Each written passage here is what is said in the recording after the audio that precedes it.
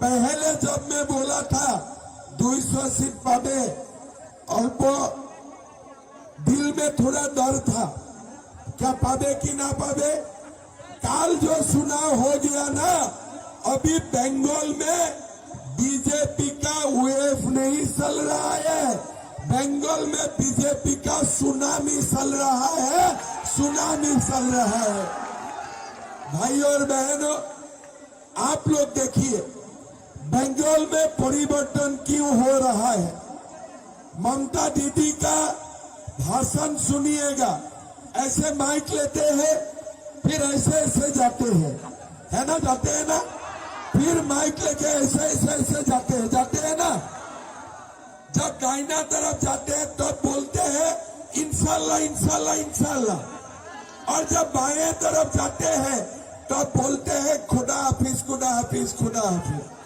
अरे दीदी, इंशाल्लाह भी हो गया, खुदा हाफिज भी हो गया, प्रभु श्री राम कहाँ गया, प्रभु श्री राम कहाँ गया। प्रभु श्री राम भी बोलना चाहिए कि नहीं चाहिए। भारत में, पश्चिम बंगाल में प्रभु श्री राम का जय जयकार होना चाहिए कि नहीं चाहिए। आप लोग बताओ, चाहिए कि नहीं चाहिए। लेकिन दीदी प्रभु श्री राम को भूल गया, तो इसीलिए इस बार प्रभु श्री राम भी दीदी को भूल जाएगा, प्रभु श्री राम भी दीदी को भूल जाएगा। दीदी घर में बैठेगा, आराम करेगा। दीदी क्या बोलते हैं, पश्चिम बंगाल में बीजेपी का सरकार आने से मांस और मांस खावाता बंद हो जाबे, एरकम बोले ना हो, बोले कि ना बोले। ठीक আছে, আসামে বিজেপি সরকার কত সাল হলো, 10 বছর। 10 বছরে কি আসামে মাছটা বন্ধ হয়ে গেল কি, মাংসটা বন্ধ হয়ে গেল কি। কামাখ্যা মায় একদিনে কমসে কম 200টা বলি হয়, 200টা বলি হয়। तो असम में बीजेपी सरकार है, लोग मांस और मांस खोला आम खाते हैं, खोला आम खाते हैं। तो इसीलिए माँ थोड़ा देर का बाद डांस करो, थोड़ा देर का बाद, थोड़ा देर का बाद भागता, थोड़ा देर का बाद। असम में 10 साल बीजेपी का सरकार हुआ, सब लोगों ने मांस और मांस खाते हैं, ठीक है ना। तो अभी मैं दीदी को बोलता हूं कि दीदी आप मुझे अपना घर में बुलाइए, या मैं आपको अपना घर में बुलाऊंगा। टेबल में भात भी रहेगा, संगे मांस भी रहेगा, दोनों मांस खाने का कंपटीशन करूंगा, और दीदी से मैं 1 केजी ज्यादा मांस खा जाऊंगा, 1 केजी ज्यादा मांस खा जाऊंगा। दीदी, ये झूठ बोलने का राजनीति छोड़ दीजिए, झूठ बोलने का राजनीति छोड़ दीजिए। ये जो टीएमसी का जो गुंडे हैं ना, लुच्चे गुंडे मावाली, ये लोगों का जिंदगी कब तक है, 4 मई तक है। कितना दिन है, और 4 मई तक है। 4 मई का बाद ये लोगों का साथ पुलिस नहीं रहेगा। आज ये लोग क्यों गुंडे हैं, हमारे साथ कुश्तीबाजी नहीं कर सकते हैं, बॉक्सिंग भी नहीं खेल सकता है, लेकिन ये लोग क्यों गुंडे हैं, कारण उनका साथ पुलिस है। बिना पुलिस ये लोग गुंडामी कर सकता है क्या, बिना पुलिस गुंडामी कर सकता है क्या।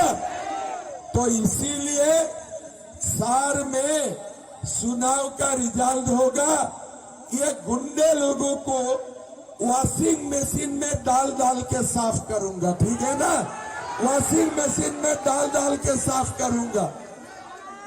कल मुझे किसी ने बोला कि दादा टीएमसी का कैंडिडेट का ऊपर ही रेप केस है, ठीक है, और ये लोगों का पाप इतना है, वॉशिंग मशीन में काम नहीं चलेगा। तो बोला ठीक है, 4 में ये गुंडे लोगों को गंगा माँ में डुबा डुबा के नहा लूंगा, डुबा डुबा के ये लोगों का पाप साफ करूंगा।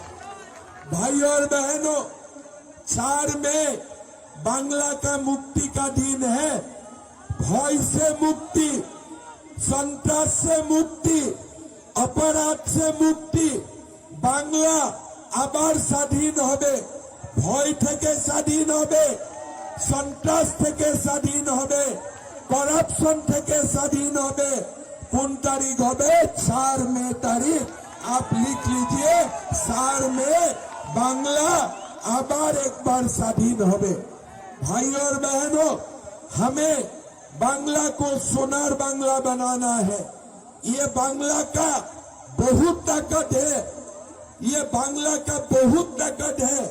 लेकिन दीदी को पूछता हूं, दीदी कर्मचारी को 7 पे कमीशन क्यों नहीं मिलते हैं? दीदी का कोई उत्तर नहीं है। कर्मचारी को 22% डीए मिलते हैं, वो भी सुप्रीम कोर्ट जाने का बाद। लेकिन हमारा असम एक छोटे प्रदेश है, असम में भी 7 पे कमीशन मिलते हैं, 50% डीए मिलते हैं। मैं तो सोच के मैं रिजल्ट नहीं पा रहा हूं, ये हमारा बांग्ला का पुलिस को पे कमीशन भी नहीं देते हैं, फिर भी क्यों बांग्ला का पुलिस गुंडा को प्रोटेक्शन करते हैं, क्यों गुंडे का प्रोटेक्शन करते हैं? लेकिन मान लो 4 मई तारीख बांग्ला का पुलिस और गुंडा का बीच में डाइवोर्स हो जाएगा। समझ गया ना? 4 मई बीजेपी का सरकार आएगा, गुंडे पुलिस थाने में आएगा, पुलिस बोलेगा मैं तो तुमको जानता भी नहीं हूं, तब गुंडे कहाँ जाएगा? पहले असम का तरफ भागेगा, मैं तो वहां घुसने नहीं दूंगा। फिर ये लोग कहाँ जाएगा? उड़ीसा जाएगा, उड़ीसा में भी मोदी का सरकार है, घुसने नहीं देगा। फिर कहाँ जाएगा? बिहार जाएगा, बिहार में भी बीजेपी का सरकार है, घुसने नहीं पाएगा। तब गुंडे लोग कहाँ जाएगा? आप लोग बताओ तो, कहाँ जाएगा गुंडे लोग? गुंडे लोग पेट्रापोल होते हुए बांग्लादेश जाएगा, ठीक है ना? और हम लोग गुंडे लोगों को जाने दूंगा, लेकिन आने का समय बड़ा ताला लगा दूंगा, बांग्ला में और गुंडा आ ही नहीं पाएगा, ऐसा हालत बनाने वाला हूं। भाई और बहनों, ये जो ममता दीदी ने 15 साल सरकार चलाया ना, ये बांग्लादेशी मुसलमान लोगों का ताकत से चलाया। आज बांग्ला का बॉर्डर खाली है, बांग्लादेशी मुसलमान आते रहते हैं। मैं किसी को पूछा, अरे तुम लोग आते हो, तुम लोगों को कोई मना नहीं करते हैं क्या? बोले नहीं, हम लोग टीएमसी को वोट देता हूं। तो टीएमसी वाला एक मैं जानता था, मैं बोला सचमुच ये लोग आपको वोट देते हैं? बोले हाँ, ये तो हमारा वोट बैंक है। बांग्लादेशी मुसलमान दीदी को वोट देते हैं और दीदी इनको राशन कार्ड देते हैं, जमीन देते हैं, नौकरी देते हैं। मतलब दीदी और बांग्लादेशी मुसलमानों का बीच में इलू इलू है, आई लव यू है ना? है कि नहीं है? है कि नहीं है? आज पूरा बांग्लादेश का मुसलमान आके बांग्ला को नष्ट कर रहा है। एक मैंने सुना हूं, बांग्ला में कोई हुमायूं कबीर है क्या? है क्या? ऐसा कोई व्यक्ति है क्या? ये क्या बोले थे कि हम यहाँ में बाबरी मस्जिद बनाऊंगा, ऐसा बोले थे ना? बोला था कि नहीं बोले थे? ये क्या बोला था कि बाबरी मस्जिद बनाऊंगा। उनका क्या बाप का जमीन है और बाबरी मस्जिद बनाएगा? ये अगर हुमायूं कबीर असम में होते थे ना, 2 घंटा में मैं इनको ट्रीटमेंट कर देते थे, 2 घंटा में ट्रीटमेंट कर देते थे। कहाँ बाबर का मस्जिद बनाएगा? यहाँ में बाबर का मस्जिद होना चाहिए कि प्रभु श्री राम का मंदिर होना चाहिए? आप लोग बोलो, बाबर का मस्जिद होना चाहिए कि दुर्गा माँ का मंदिर होना चाहिए? बाबर का मस्जिद होना चाहिए कि काली माँ का मंदिर होना चाहिए?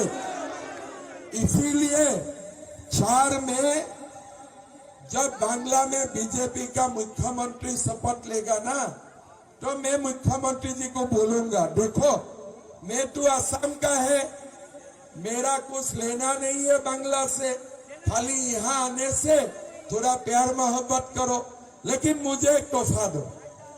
वो तो पूछेगा क्या तोहफा चाहिए हेमंत दादा? मुझे हुमायूं कबीर दे दो, उसको मैं असम ले जाऊंगा और ब्रह्मपुत्र में पटक पटक के मारूंगा, पटक पटक के मारूंगा।